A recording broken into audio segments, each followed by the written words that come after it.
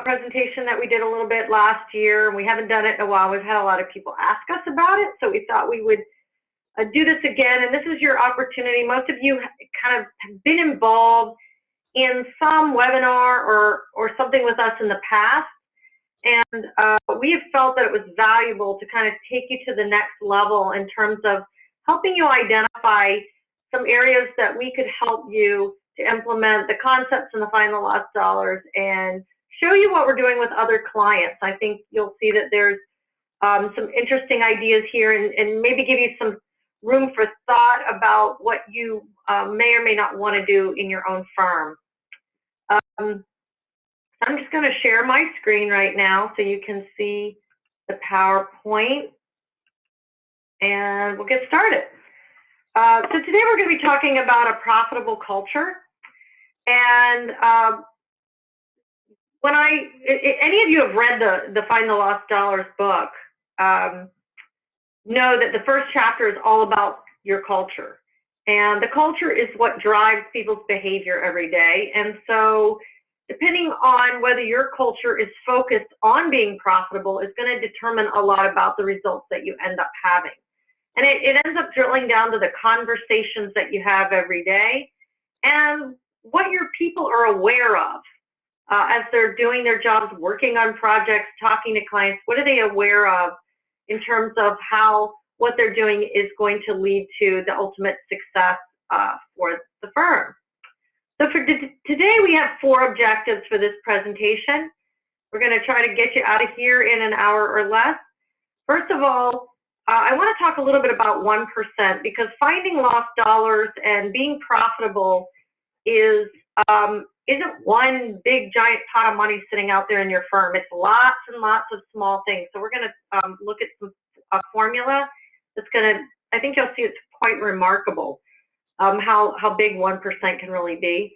We're going to talk about what is a profitable culture. What does it look like? What kind of behaviors would you be seeing in your employees every day if you have a truly profitable culture? Then we're going to really dive into what we do with clients and the programs that we've developed. I believe they're very, very unique. There's nobody else out there that's working with A&E firms that has developed anything like this. We've worked very, very hard to continue to improve and tweak our approach and our program so that it gets results. And so I'm excited to show you what we're doing these days and how it works for A&E firms. And then we're going to present you with an opportunity at the very end to show you what you might want to do next. So for those of you who I haven't met, I've met some of you personally and some of you I haven't, but many of you know that I wrote the book Find the Lost Dollars. I wrote this published it 4 years ago.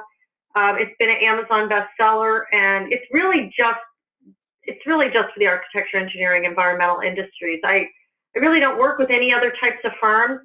My whole background over 28 years is working with A&E firms, and mostly as a Win2 software and Dell Tech consultant, but the last 3 years has been focused exclusively on helping companies to be profitable. And that's what the book is all about, and that's what we're going to talk about today, how you can transform your culture so that you can be more profitable.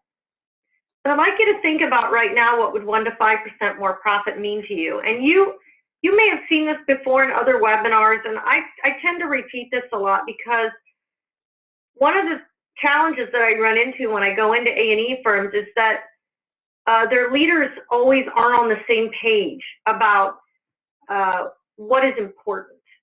And so I think it's really important to identify what would 1 to 5% more profit mean for your firm, so that everyone can get on the same page and agree that being profitable is very important for whatever reasons it is to your firm. Maybe you need to grow. Maybe you want to compensate people better. Maybe you want to do an acquisition or open a new office or go after a new market sector. There could be 100 different things here that you want to do. You might have owners that need to retire and you have to pay them out. But that profit can go a long way towards helping you achieve your goals. So just always keep that in your mind and in front of all the conversations that you're having in your team so that you can continue to have consensus in your organization. So the lost dollars that we're talking about in my book and what we're going to be talking about today are those profits that you never made on your project. So you might have projects that are profitable, but were they as profitable as they could have been? So when you do your original estimate for a project, you might budget it at a 11, 12, etc., 15% profit. But what does the actual profit end up being on those projects? And are you getting your full profit margin on every project that you work on? I was talking to a client the other day, and they did an analysis of all their projects and how much money they were making on their projects. And they determined that if they had just made $19 more on every project that they had, that they would have had an extra $250,000.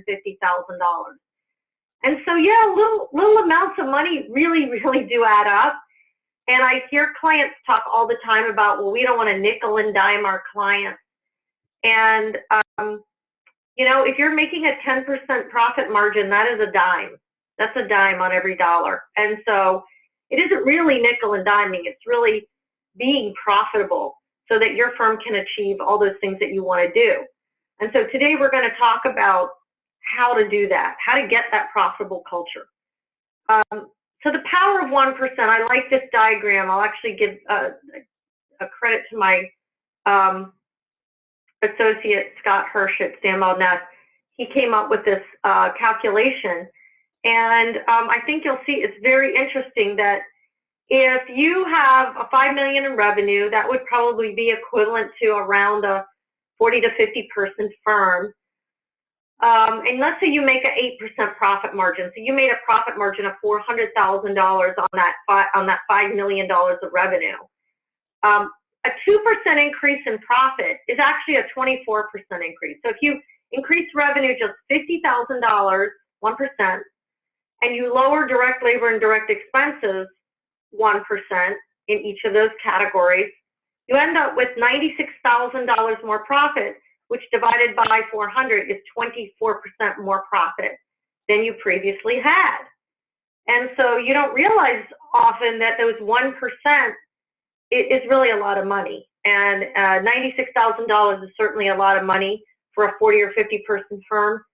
And I think I'm going to show you today how the numbers can be even much, much bigger than that. So today we are talking about culture. And culture is how you define yourself as an organization. If you go to your About Us page on your website, go look at the words that you use to describe your company and the words that you use in your proposals and the boilerplate text that you use to describe your company. You often see words like quality and innovative and excellence and professional, dependable, reliable, smart, intelligent, efficient. There's dozens and dozens of words, and I challenge you to go look at your competitors' websites because I think you're going to see the same words. By and large, majority of people in the A&E industry describe themselves exactly the same way. But you'll notice that profitable isn't on this list. And the majority of firms out there, I have seen a few A&E firms that in their mission, vision, value statements have the word profit or financial success, but it's pretty rare in the industry. And I find it's even rarer to see that there's regular conversations going on with the staff, the entire staff about being profitable. So think about how these words impact your profitability. If quality is your major focus, are the clients you're getting able and willing to pay for the level of quality you deliver? And that's where I see a lot of firms really losing money, is in over-delivering on quality and under-focusing on profitability. So Forbes has this definition of culture. Corporate culture is the patterns of accepted behavior. So the things that you communicate as the values of your firm to your staff, that's what they're going to do. So if the values are get any and all jobs in the door, if your values are take care of the client no matter what it costs, or if your values are, it's okay to take projects that aren't profitable just so that we have new projects and keep people busy, well, that's how people are going to behave. And those are the things that are reinforced and the behaviors you're going to get every day. So keep in mind, and I really want you to take the time today to really think about what are you talking about in your firm, and what are those behaviors that are going along with what you're talking about and what's in the value statements that you have. So what is a profitable culture? Well, this is my definition. This is my quote. I believe a profitable culture is one in which every employee is behaving in a way that promotes the firm's financial success. And that means that as they go through their jobs on a daily basis, they are thinking about what they're doing. They're thinking to themselves, is this the right thing to do? Is this the best thing to do? Is this what I really should be doing to ensure that my company is successful, that I'm going to be successful, that my projects and my clients are going to be successful? And so it's really about building an awareness of what that looks like, of what does success, financial success look like, and what does a profitable culture look like. So I started really thinking about it, and I try to put together some slides for you here that really define what a profitable culture looks like in terms of your employees' behavior. If you think about what your employees do every day, what would it look like if all of your employees were focused on the financial success of your company? What would they be doing? What would their actual behavior look like? So first of all, I believe, number one, you're always going to bid on the right projects. You're going to bid on projects you can deliver, obviously, although there are firms out there that bid on projects and then figure out how to deliver them. You're going to bid on projects you can win. And most importantly, you're going to bid on projects you can make money on. Because if you can't make money on, it's a lose-lose. You lose and your clients lose, because you're not going to want to put your best team on those projects, and you're going to be looking for ways to shave dollars all the time. And it sets your project managers up for failure. So bidding on the right projects is very important, and also looking for the right clients. And so this is a state of mind, and it's also certain processes that you put in place, like good go, no go processes, to ensure that people are doing the right things. And the projects that you're going after are the right projects. So I want you to think about that. Are we always going after the right projects? So every employee is focused on their own maximizing their performance. And you know, when you hire staff, you kind of get a feel for what their capabilities are. And in your mind, you envision the employee performing at their top level, because that's what your expectation is, that your employee is always going to be doing their best. But employees aren't always able to do that without some help. And part of that is the focusing on what does that look like. If I am going to be the best that I can be, what am I doing every day? And it's you know, maximizing your time management, and not doing things that waste time, and making sure that things are efficient and effective in the organization. But oftentimes employees are so busy and caught up in lots of meetings and other things, they don't focus on maximizing their own performance. So I'd like you to think about that. Are the majority of our employees operating at their top potential? And are they focused on that? So the next one is your project leaders are skilled and trained to deliver profitable projects.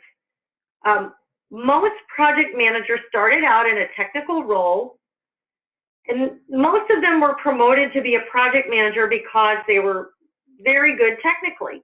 And also maybe they were very good with clients and efficient, but not necessarily because they had the skills and the training to be a project manager.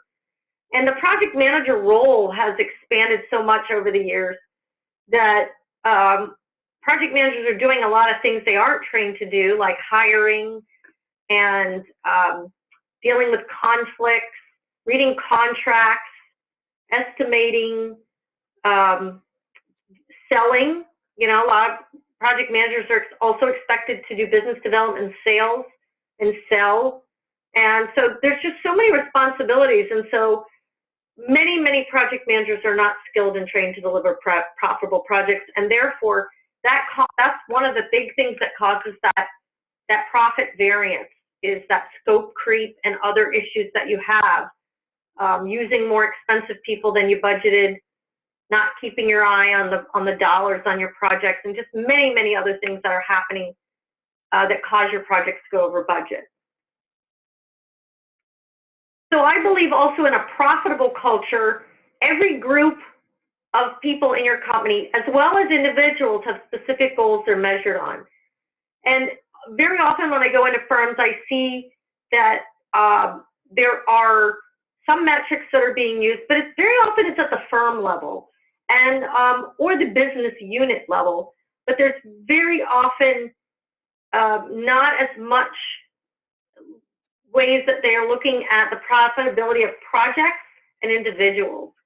And I believe that looking at it at a more granular level has a lot of benefits, and you can start to see patterns, and you can start to see hold people accountable a lot more and deal with issues that are happening. If you have a business unit and you have some top performers and some bottom performers, they all kind of blend together when you're looking at them in a group. So you need to have more specific metrics. And then there's a process of measuring performance. Maybe you have biweekly project meetings or monthly meetings. Maybe you have quarterly performance review meetings with your staff to look at how they're achieving their goals and how they're accomplishing project profitability. What gets measured gets focused on. And if you don't measure and you don't have the right conversations and give people feedback on a regular basis, they're not going to get better, they're not going to improve, they're not going to be focused on the dollars, and they're not potentially going to operate at their top performance. So in addition to that, we're also going to be talking about incentives and consequences for performance. So employees, they need to know how they're measured and what happens if they achieve those goals. And some firms do this very well. Others provide bonuses at the year end, but when I interview employees, I often find out they don't really know how they're being measured and how they're being rewarded for achieving their goals and when the firm achieves its goals. So they don't really know how their bonuses are calculated. And so I think making that very clear is going to help drive that culture that you're looking for in the company, where people are focused on performance.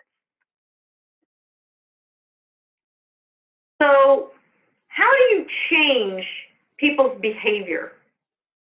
And I did a lot of research on this because when I was developing our program, it was very important to me that I don't just deliver another training program that's out there that people take a training and then they go back to their day job and keep behaving exactly the same way. That's unacceptable to me. If you're going to be investing both time and money in putting people through a training program, then the end result is you want to see them change their behavior. But how do people change their behavior? I wanted to really know that. What do you have to do to get people to change their behavior? So I found this quote, and there's actually a whole article that goes along with this quote. But basically what it says is people will change if their new behavior is easy, rewarding, and normal. Easy means that you've removed the obstacles to changing their behavior. And in some cases, there may be things you need to do in your company to get them to change their behavior to make it easier. Like if they're not using your accounting system, you need to dive in and figure out why. You need to have those conversations. You need to do the analysis to understand why people are behaving the way they are. It needs to be rewarding, meaning they have to feel that it's worthwhile. And what's in it for me? Very often, if you don't explain the why and what's in it for them, they're not going to change. They're going to refuse. They're going to say, this isn't good for me, and I'm not doing this. So you have to be able to really articulate what's in it for them and show them the rewards they're going to get by changing their behavior. And then normal basically means that everyone's doing it. So nobody in your firm is going to change if only one or two people are changing. It has to be everyone is changing. And so that requires coming up with a comprehensive way of transforming groups of people so that you're not just asking someone to do something, you're saying, we are all doing this together. And when people see it as normal, that's the way our company does it, they will start to change it and behave that way. And I think you'll also see a lot less resistance. So the other thing that I discovered in looking at why people change is that there's something called leverage. And what that means is if we can transform a group of people in our company and those people are going to impact everyone else, then we can really leverage a core group of people in our company to change the behavior of everyone. And in my case, when I evaluated the A&E firms, I saw that it was the project managers. The project managers touch everyone in your company. They deal with the principals all the way down to the new hires. They deal with clients, vendors, subcontractors. They are really the linchpin to your entire company's success. They deal with the money. They control all the money. And so I believe you can leverage the transformation of your culture by focusing on your project managers. I'm going to show you how we've done that with some of our clients. What I found in looking at what was going on in the industry, I decided that I wanted to develop a really comprehensive program based on my book, Find the Lost Dollars. But what I saw was a lot of live training going on. That could be training that was at a boot camp that you send, you pay a couple $1,000 and somebody goes and leaves your office for 2 days and goes to a boot camp. Or what I saw was companies developing their own training programs. And in both cases, many of our clients were telling us they weren't getting the results that they were looking for. They're investing tons of money in either sending people away, travel, lost revenue from lack of billable hours from people being in these extensive training programs, but they really weren't seeing behavior changes. In the case of boot camp, again, you're not making it normal. If one or two people go away and there's 30 project managers, they're going to come back to the same environment they left. And if it's in-house training that you're doing, very often those trainings focus on how you do things, and they're not learning new best practices and better ways of doing things. And they also are not always given the opportunity to contribute to solving issues that are going on in the company and helping build new processes and new better ways of doing things. And so I wanted to take a new approach. And so what was paramount to me in developing this new approach is that it has to deliver measurable results. And I believe we have found the secret sauce there to figuring out how to do that, because we are focused on changing behavior that will directly lead to increased project profitability. And it's a couple things. You're changing the mindset of the individuals. They're more aware of what they're doing every day. You're changing the way they think, because now they know more about what is the right way to do things. And based on our group training approach that I'm going to show you in a few minutes, they're solving problems in a group, they're coming up with solutions, and they're helping improve the company. And that in itself creates a new culture. So I think you're going to be excited when you see what we're doing. So we decided that many firms need to have results in a fairly fast period of time. You don't have a year or 2 years to put things in place, try to figure them out, and then hopefully see results in 2 or 3 years. I wanted to develop a program where you would see results in less than a year. And so we developed this 10-week program. Weeks 1 and 2, we focus on the culture traps and 9 areas where firms lose money. And we really look at, what are the 9 areas that firms lose money and why. So we're starting to build that awareness of what's going on. And then in weeks 3 and 4, we talk about effective financial management. learn about KPIs and metrics and forecasting and all the financial information they never learned in college. And then we talk about marketing, business development, and sales, because all of your project managers are ambassadors for your firm.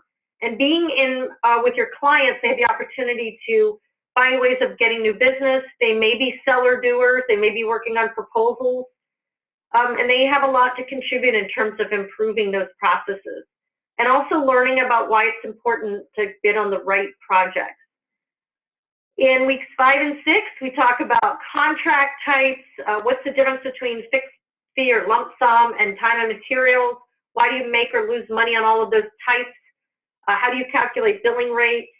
What's the difference between utilization and overhead? And then we really get into estimating and all the best practices for putting together a winning estimate that is going to ensure that the company makes money. And then we look at project budgeting best practices, how to monitor your budgets on a regular basis so that you can control project overruns, and how do you utilize your resources more effectively to improve your utilization rate and ensure that you're using your resources as effectively as possible.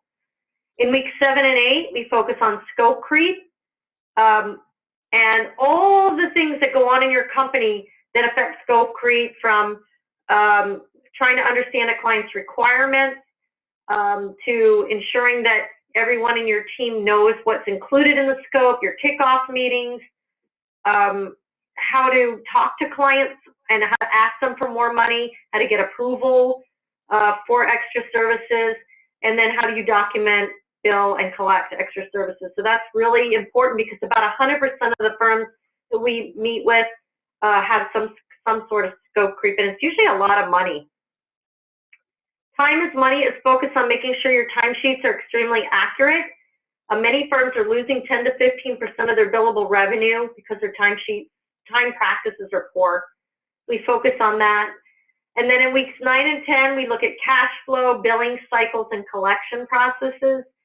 And then managing client relationships, which focuses on knowing who your best clients are, asking them for feedback, having intentional programs in place to retain your best clients, to get more work from them, and also for learning how to sell on value and not on price.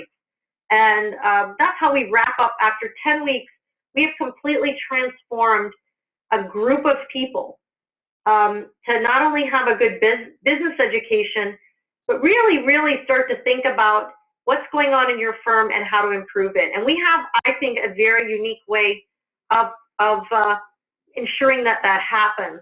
Well, the way that we do this is we start with what's called a business management assessment. And that is a anonymous survey that we send out to your team. Most firms do at least half their company, sometimes their entire company. But we survey, and you're going to get scores. I'll show you what that looks like in a sec.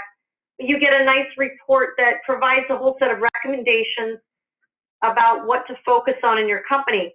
I find that many firms just really don't know what's happening on a daily basis. You may think you have a lot of processes in place, but nobody's following them, or nobody knows they exist, or they don't work. And so we really dig in at a detailed level and find out what's really going on in the company. And this gives us a good basis for figuring out what to focus our attention on. And it also helps build consensus among your leadership team as to what's really going on. You may have some people on your leadership team who don't agree with what's about what they think is going on in the company, and this kind of provides some proof of what's going on and gives you some insight into what your employees are thinking. Then we have a kickoff meeting. The kickoff meeting, we get all the leaders to communicate what are the goals of the program, the Find the Lost Dollars program. What are the expectations we have for what it's going to deliver for the company? What's in it for them? We always talk about what's in it for them. And then we gain staff commitment to improve. And based on that 1% slide I showed you, for most firms, if your staff can improve just 1% individually, that's a minimum of at least $250,000. And for some of the firms I work with, it's millions of dollars, depending on the size of your firm. So if you can get all of your staff to commit to improve 1%, that, this program's going to pay for itself right away because you're going to start to see results from that changes in their improvement. Then we have your employees do 10 one-hour online courses. And I just showed you how that's laid out over 10 weeks of 1 hour a week online. Many of our clients ask their employees to do that on their own time.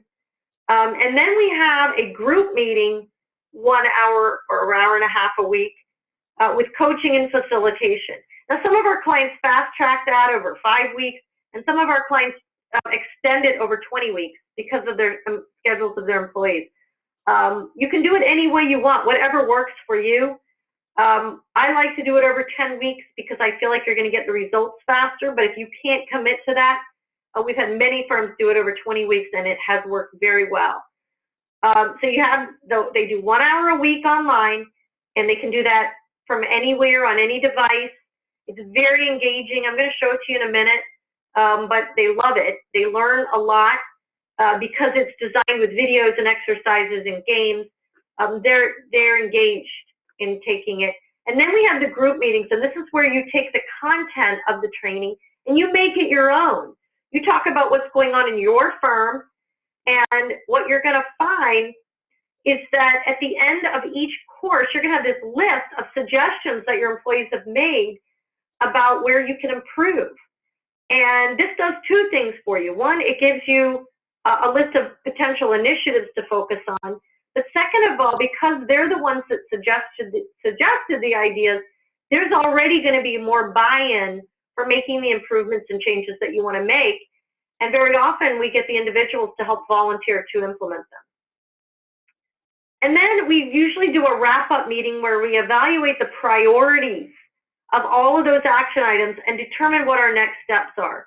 I personally recommend that each firm start with 1 or 2 key initiatives, 1 or 2 key things that are going to make the biggest difference in the profitability of the firm, and also it really gets everybody engaged.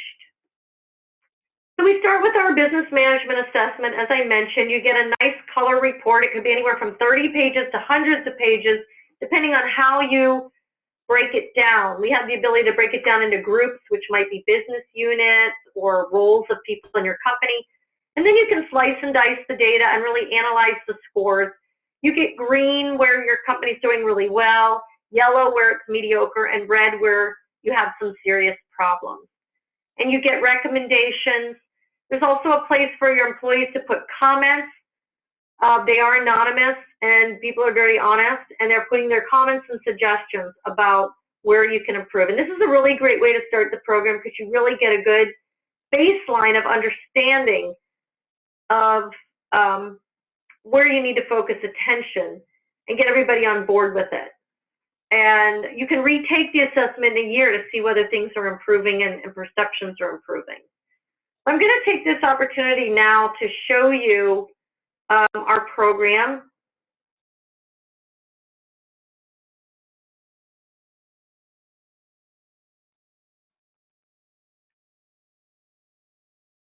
Whoops, I'm sorry.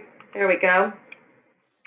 So this is our training program. Each of the courses you click on by getting to them, and the courses were designed to be very similar, but they each have a theme. We actually hired professional actors and professional instructional designers to develop the entire program for us. And because I'm an expert on profitability, I'm not an expert on how to design content to be able to ensure that employees are learning. Some people learn visually, some people learn by hearing, and others learn by doing.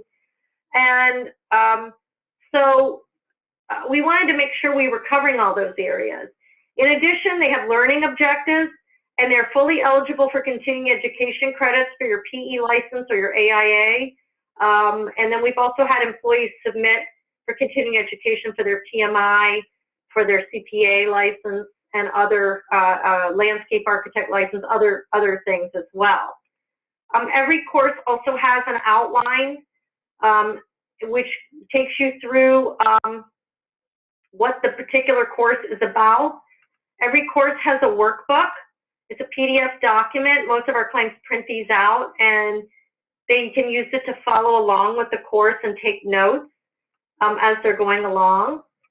Every course has a pre-assessment, and they're going to take this. It's 10 questions to give them an idea of where they are when they started. And it doesn't really matter what their score is here, but we're going to give them a post-assessment at the end, and they have to pass with 90% in order to get complete the course and get their continuing education. And then we have an intro. In the intro is usually a video. Again, we hired professional actors. This is Amy. She's actually an actress in Los Angeles, and she's really good. We actually have a lot of our clients really love Amy. They actually want to meet her after they've taken the class.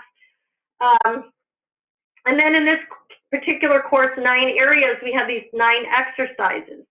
And so you're going to go through each of the 9 and complete them. And when you complete them, you get a green dot. And so, for example, scope creep is a short 2-minute video, and then it's an exercise where they write down any ideas you have regarding scope creep, and then it's another short 1-minute video, and then there's a calculator. And the calculator is what you're seeing right now are numbers provided by us that we provide to you as part of the default with the system. You have the ability to go in and put all of your own company's numbers in here. And so all of these 9 areas exercises will show your clients what a 1 or 2% increase in profit would look like in that particular area for your company. So in this case, if you had 2,000 projects and they were 10,000 a year, if you were going over budget on or 10% of your extra services are not being recovered, if you just improve that by 2%, that would be $400,000. And what some of our clients do is go through, I'm actually going to be on a meeting this afternoon where we're taking all 9 of these screens and really talking about this money with the employees so that they really understand how much money it is and how a small, I mean, even a 1% is $200,000. That's a lot of money. And this is supposed to be, these numbers are for a $10 million firm. If you're larger than that, then it could be a lot more money. So you're going to go through these exercises and complete them. And then we have a place to take action. And this is where you can set goals. So you can, the average company that we work with ends up with between, I think 40 to 80 action items or suggestions for improvement. And then they have them all here, and they're in a database, and you can sort them by course or by subject, by title, by who the person was that suggested them, and then we can export these out to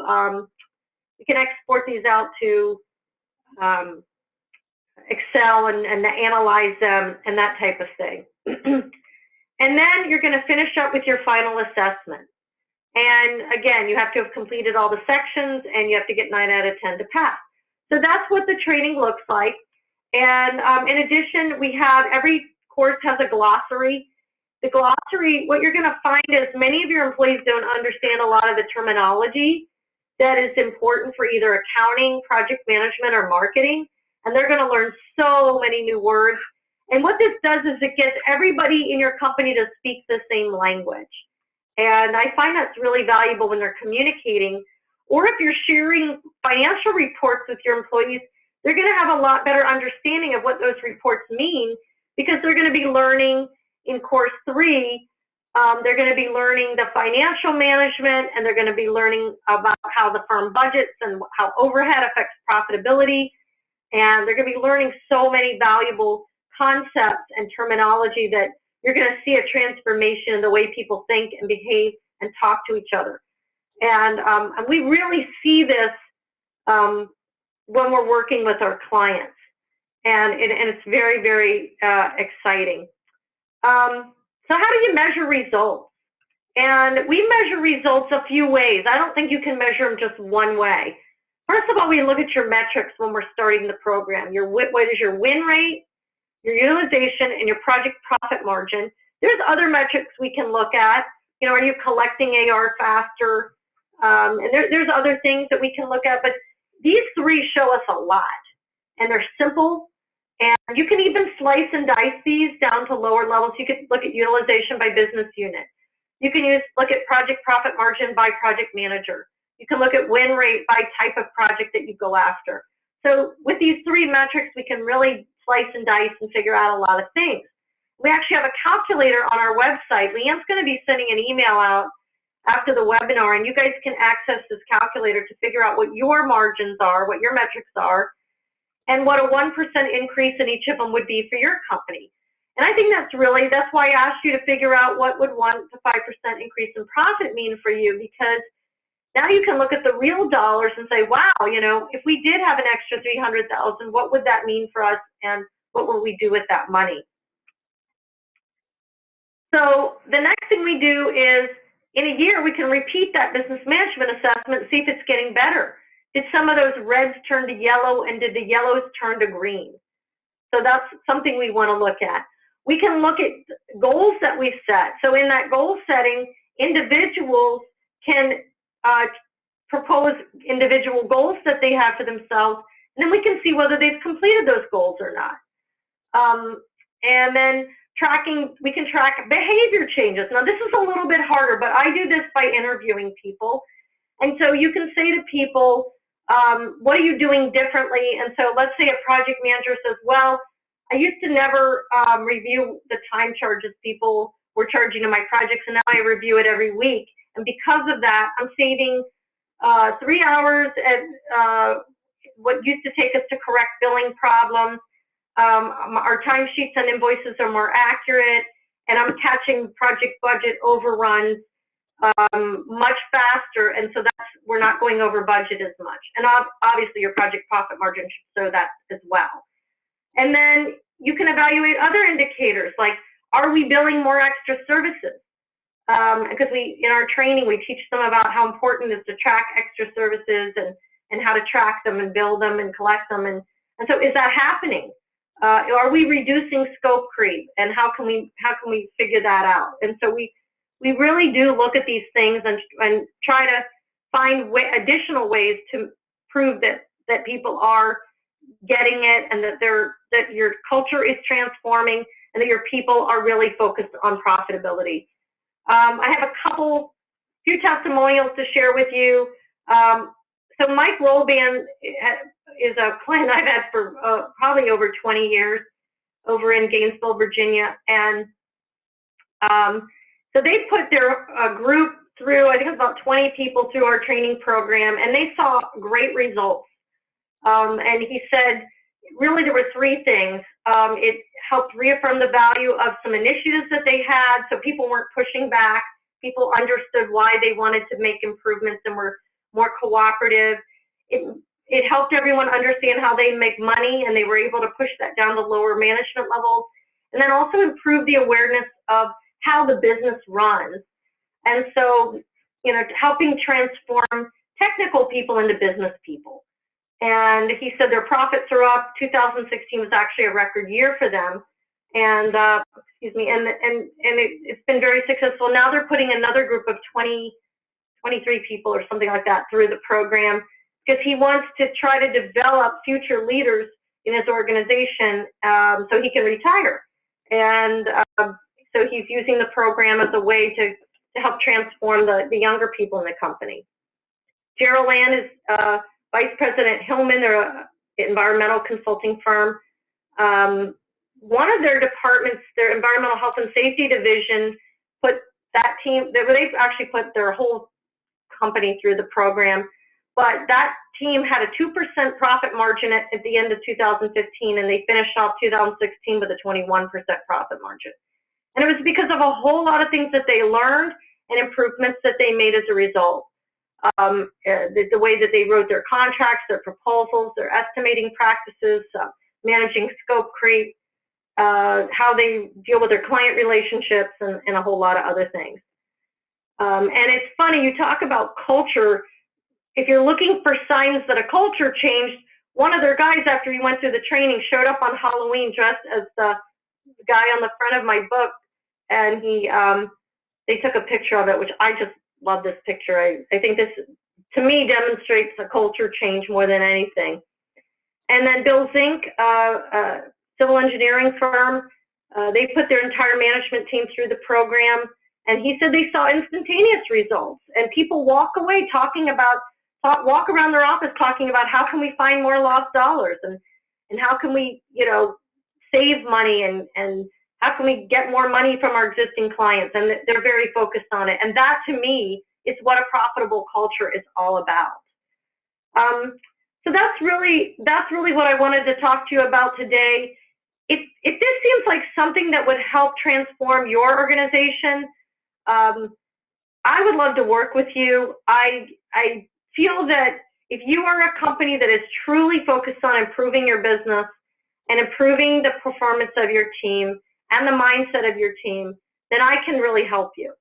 And if you think that that's you and that's where you're at with your company, then I would love to work with you. And we are offering a special offer for our clients today, or that are on the webinar, 15% off. And I promise great results. We guarantee results. We haven't had one client yet. We've worked with probably over 70 firms over the last couple of years, and 100% of our clients have been very, very excited and thrilled with the results that they've had with the program. And I'm excited to talk with you about it.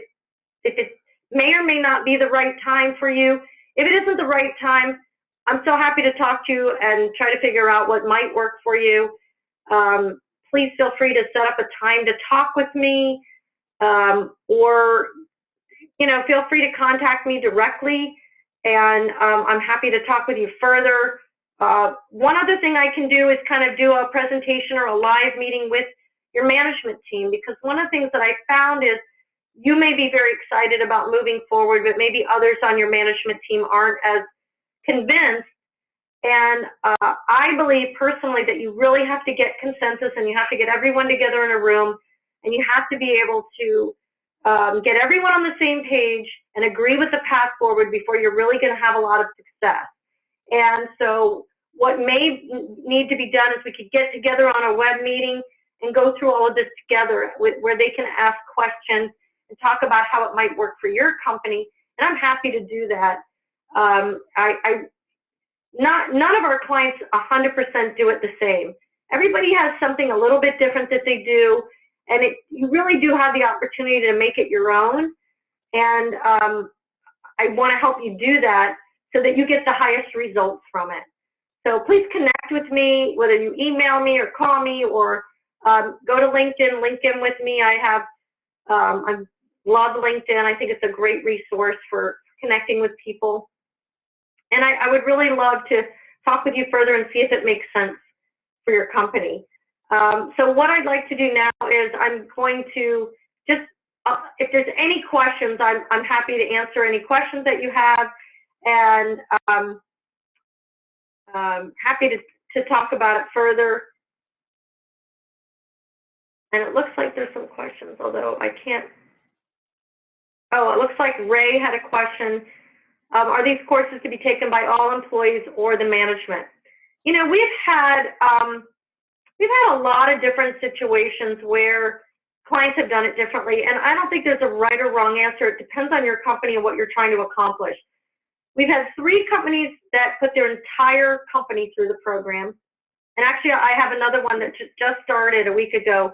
They're our 4th client that's putting their entire company through the program. And for the most part, the reasons those particular companies put their entire company through the program was that they were really, really trying to transform their culture. We've had quite a few firms put their management team through first, 10, 15 people, depending on how big their firm is. These are mostly firms around 100 to 200 people. They put their management team through first, and the reason they did that was they wanted to fix some problems before they put the rest of their team through it. And then what they did was they scheduled groups to go through the training throughout the rest of the year. So they did it in groups of 15 or 20 and scheduled 2, 3, 4 groups in 10-week sections to go through the program. We've had a bunch of our clients do it that way. Then we've had some clients that started with a select group of project managers and or leaders. So they selected a few of their principals, a few of their project managers, and a few of their younger guys and girls, and put them all together to kind of get different perspectives in a room. I really don't think there's a right or wrong way to do it. It depends on your firm. And I'm happy to talk with you about it and see what makes sense. I do feel like the group approach is so much more effective that we don't work with firms that just want to put a couple people through it because we don't think it's going to be effective. They might learn a few things, but they're actually not probably going to behave any differently. They're not going to change what they do.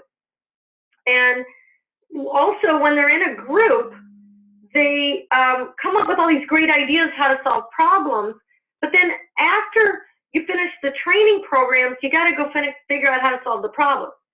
And some of the problems might include improving how you use your accounting system, or getting a new CRM, or revamping your whole estimating process. And having everybody on board with that, it makes a huge difference. It's really, really hard to do some of those things without everybody participating and everybody buying in and being on board with it. So there's really no right or wrong answer. What I usually do with our clients is sit down and talk with the management team and figure out what goals they have for the program, and then we figure out the best way to accomplish those goals. And we also look at the numbers. How much money is at stake? How many dollars are there out there that you're losing that we can try to find?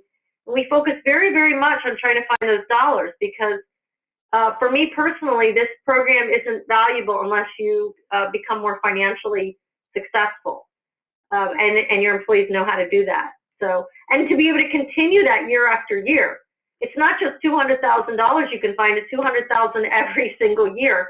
And we want that to continue in the future. So we look at ways of improving accountability and measuring results and keeping people focused. And sometimes we even do refresher courses with some of our clients. So it really depends on what you're looking for, what you need in your particular situation.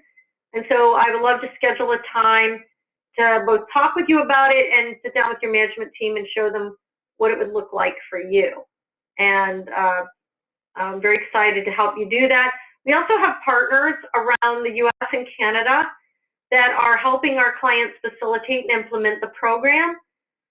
They're all industry experts and all of them have over 20 years experience in the industry and financial management and systems.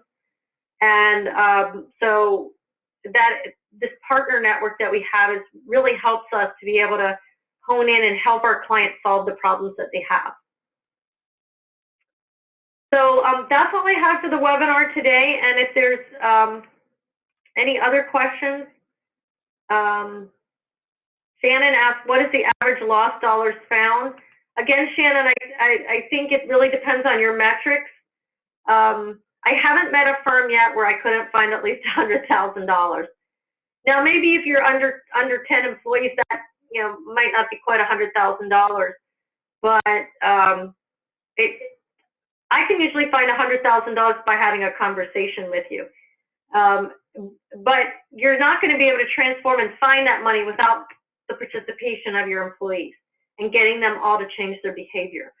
So that's what we're looking at. What is it that needs to be done, and how do we get people to do it? And so I had one client where a 1% increase in their win rate, they were a 400-person firm, a 1% increase in their win rate was $3.5 million. So it just really depends on your firm and what you're doing, and I'd love to help you figure that out if you're interested. So thank you for attending today. If you have any additional questions, again, please email me, and Leanne will be sending an email out with a link to the recording, a link to the calculator, our contact information, and the copies of the slides from today's presentation. And again, I'm happy to go over this with you, with anybody in your company that you want to focus on trying to get everybody on the same page.